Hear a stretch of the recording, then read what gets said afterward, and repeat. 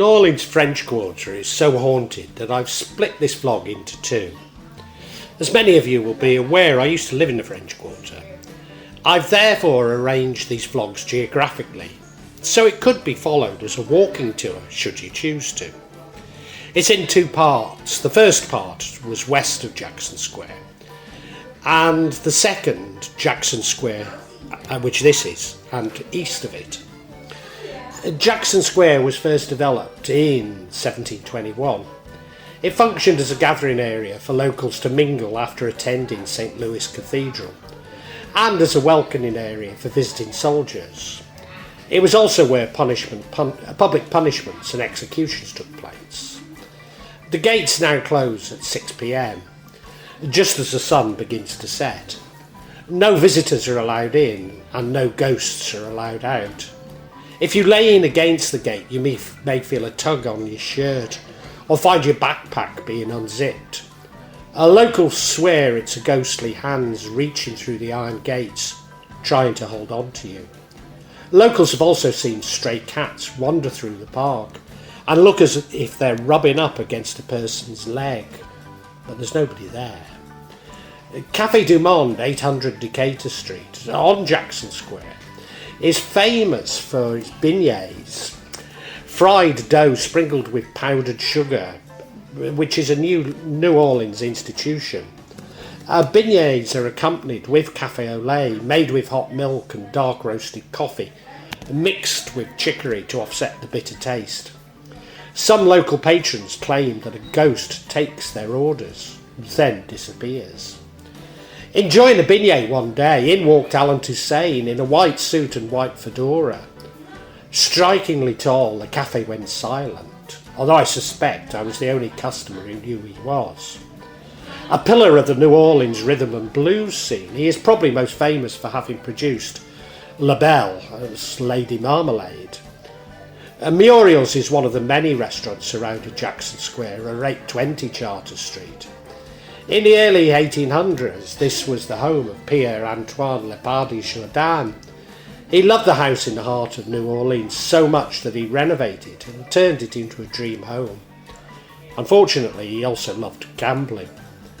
During a poker game in 1814, Mr. Jourdan was so confident in his hand that he wagered his house, which he lost.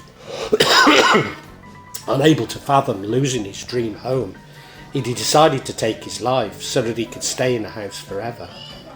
Patrons of Muriel say they can see Mr. Jourdan's ghost appear as a sparkly figure that wanders through the second floor seance lounge. Rather than fear the ghost, Muriel's embraces it and welcomes Mr. Jourdan to dine with guests at his reserved table every evening.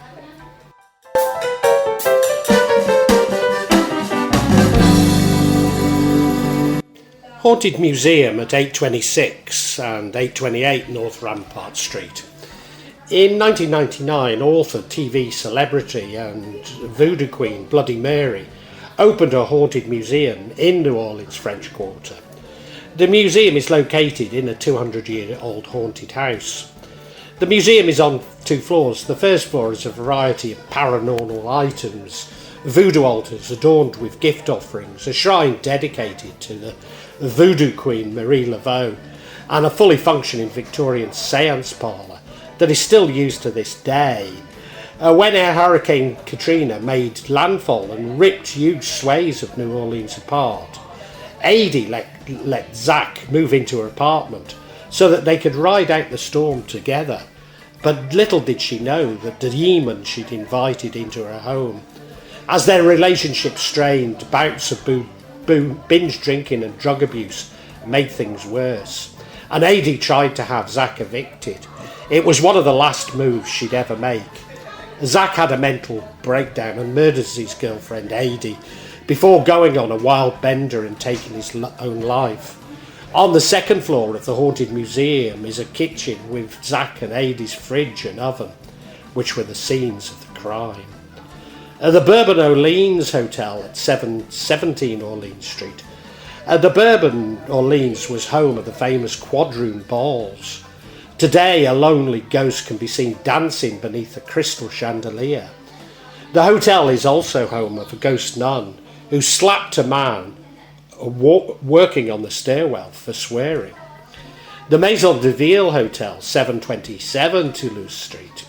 Hotel Maison de Ville is home to numerous ghosts, one of which is rumoured to be Tennessee Williams. Cottage 4 is considered the most haunted on the property and is said to be haunted by the ghost of a military man in a 1940s World War II era uniform. Guests to the hotel often catch flashes of the man, who appears then disappears inside of the rooms. It is said that when the cottage radio is tuned to any station, the ghost will change the radio station to a country station. Do you know, I've had relatives like that in New Orleans.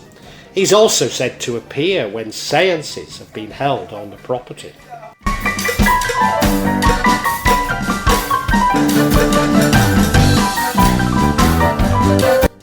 The Hotel Saint-Pierre at 911 Burgundy Street.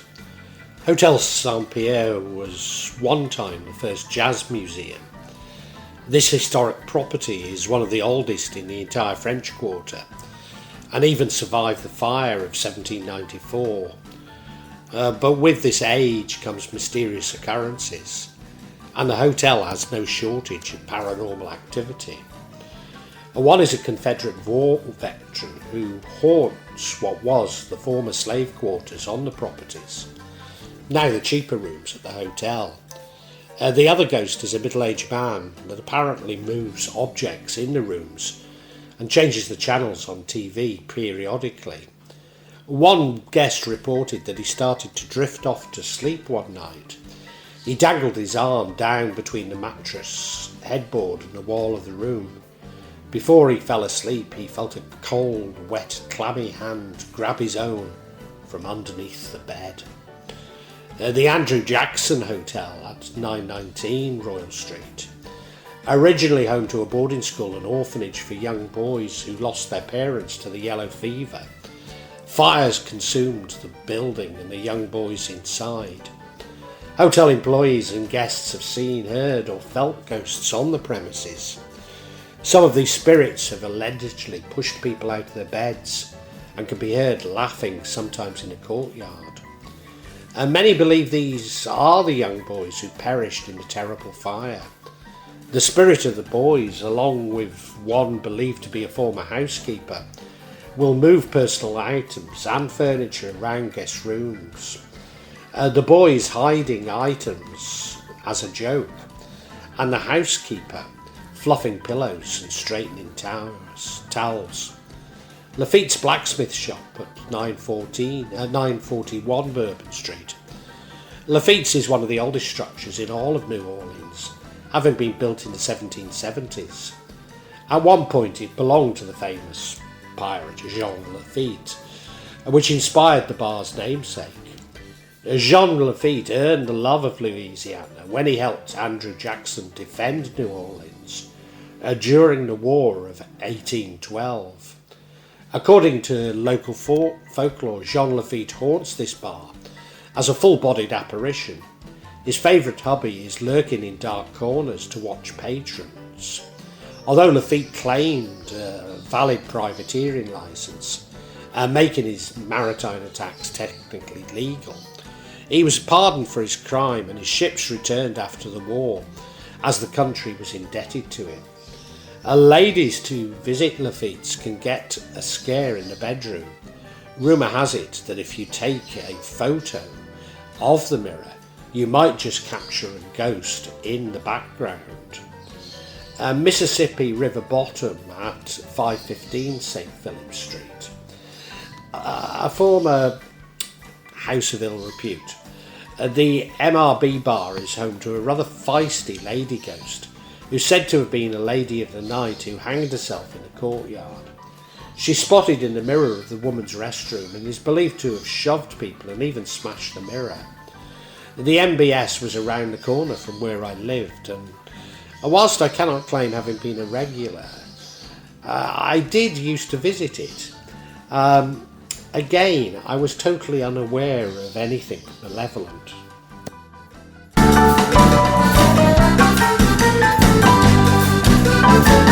Lafitte Guest House at 1003 Bourbon Street. Room 21 of the hotel is probably the most haunted room at the guest house. The ghost name allegedly is Marie. As the story goes, Marie was one of Glace's young daughters, only about 8 to 10 years old when she fell desperately ill. Whether Marie was one of the victims of yellow fever during that particular year, we can never be quite certain. We do know that Marie never left once she'd succumbed to the disease. Apparently, Marie's spirit has never left either. Her apparition has appeared in the mirror found right outside of room 21. Her ghostly form has reportedly manifested and talked with children who were guests of the hotel. Hotel Provincial at 1024 Charter Street is one of the buildings allegedly used as a Civil War hospital. Rumoured paranormal events include spirits of bloodied soldiers that disappear when lights were turned on and bloodstains that quickly vanished. And many have worked at the Provincial Hotel, and those who've stayed there for a short time have reported unexplained sightings. Many maids have reported seeing Civil War era surgeons and soldiers occupying the halls. Some guests have seen bloodstains appear on the bedding and walls and then disappear. Once a poor security guard saw way more than he had bargained for when he stepped into the elevator. When he went to get off at his stop on the second floor, there was a frantic hospital scene in total view. He simply stepped back into the elevator to get the hell out of there. A private house at 1041 Royal Street. Jacques and Germain arrived in New Orleans around 1900, claiming to be Comte Saint-Germain, renting a room on Royal Street. His parties were highly anticipated due to their lavish cuisine, fine wine and entertainment, but he never ate a bite of food. There's a tale that one night Jacques had a lady over to his home. After a while he asked her up on the balcony and attempted to bite her neck. She freaked out and was able to distract him long enough to take the only escape she had right off the balcony onto the pavement below. The story says that she was completely terrified and had drops of blood trickling down her neck. People quickly surrounded her and had the police there in no time. And when the police investigated the crime, they went into Jacques' home to try and make sense of the incidents. And what they found made the hair on their neck stand straight up with the stench of death greeting the policeman. It said they found clothes from different time periods stained in blood. There was absolutely no food, not even utensils in the house. There were many bottles of what seemed to be red wine, but were in fact human blood on further inspection. Others claimed this was red wine mixed with blood. I described this in much greater detail in my vlog, Interview with the Vampire. Hotel Villa Convento at 616 Ursuline Street. The hotel passed between many hands after the Ursuline's nuns sold it off, and I've spoken about this in my vlog on Storyville. The Hotel Villa Convento is said to be haunted by the ghost of one of its former madams. Houses of ill repute in particular tend to be hotspots for haunting and ghosts, thanks to all that negative energy, death and other types of tragedy. Guests staying at the hotel have reported hearing knocking on the door, and madams were known to lock to alert the couple inside that their time was up. The haunted house at 623 Ursuline Street. According to legend, the hotel is haunted by the Axeman, and many visitors report a feeling of uneasiness and panic when stepping into the premises, similar to what the ghastly victims felt soon before their demise. It was in the autumn of 1918 when all hell broke loose in New Orleans. A madman had taken it upon himself to purge the city's inhabitants, particularly those of Italian descent, often restaurant owners. The Axemen of New Orleans enacted a series of gruesome attacks that lasted until October 1990. By then he'd taken 4 lives and left many others severely injured. It seems that no one was safe in New Orleans until March 1919, when the cold-blooded murderer decided to take pity on the city. In a note, he swore that he'd spare the life anyone who played jazz on that specific night. Unsurprisingly, that night jazz was heard from every home in the French Quarter and filled the streets of New Orleans. The Axemen must have been pleased because no lives were lost on that night.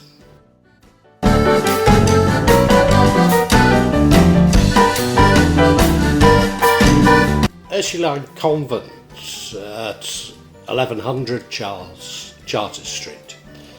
I've mentioned this many times in other vlogs, not least as I lived nearly opposite. In the 1700s, Catholic diocese sent young girls from France, French convents, to New Orleans to find husbands. I've previously stated that they were novices. They carried their belongings in coffin-shaped chests and became known as the casket girls. Some say that the caskets really held vampires from the old country. Alternately, that the girls themselves were vampires and locked with their caskets on the top floor. There's a contemporary story of paranormal investigators camping outside the convent. They were found the next morning, drained of blood. Once again, I was totally unaware of these stories, despite having lived nearly opposite. The Beauregard-Keyes House at 1113 Charter Street.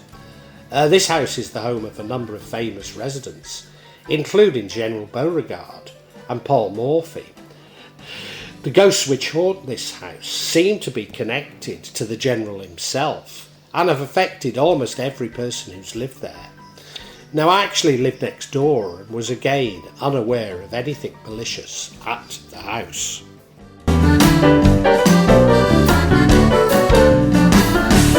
Lalaurie Mansion at 1140 Royal Street. This is a stunning mansion, but with a tragic past. In the 1830s, Madame Delphine Lalaurie lived in the mansion with her husband. On top of throwing lavish parties for the wealthy, Madame Lalaurie also housed many slaves. Some of them worked for her throughout the mansion, but others she kept all to herself, locked in the attic to be tortured at her leisure. The slaves were discovered when a fire broke out at the mansion in 1834. Unfortunately, none of the slaves survived. Rumour has it that the original owners severely malnourished and treated their slaves.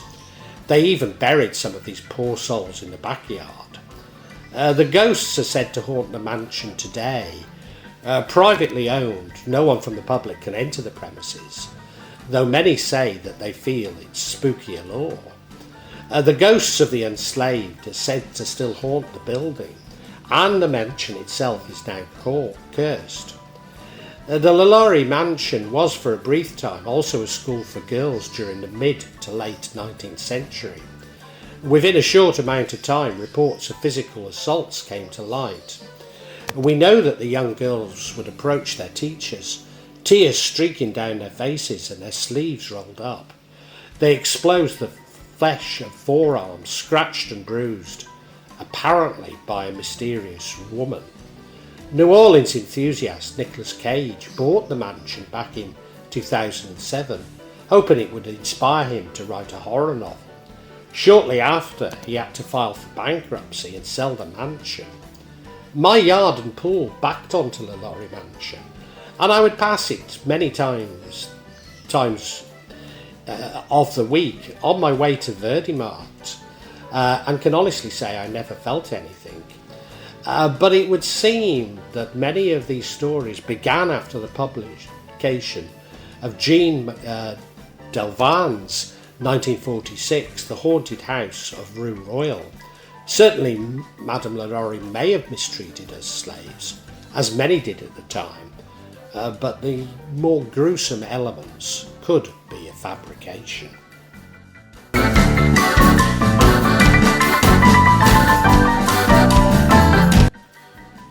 the Jean Lafitte House at 613 Esplanade, although I've heard locals called it Esplanade.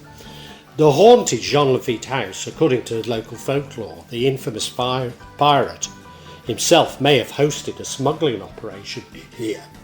Employees spotted the ghosts from the same period as well. During reconstruction along the back wall, they discovered an underground tunnel running parallel to the guest house and with Esplanade itself. Could it be true that the underground tunnel was some sort of escape or smuggling passage for the pirates of early New Orleans? And whilst it can't be proven that John Lafitte or even his captain, René Beluche, lived at 613 Esplanade Avenue, the archaeological find certainly adds some evidence to the legend. Given its history, I would be unsurprised that the French Quarter has many ghosts, albeit that I was largely unaware of them when I lived there. Nevertheless, I cannot help but think that many stories owe more to tourism than actual paranormal activity.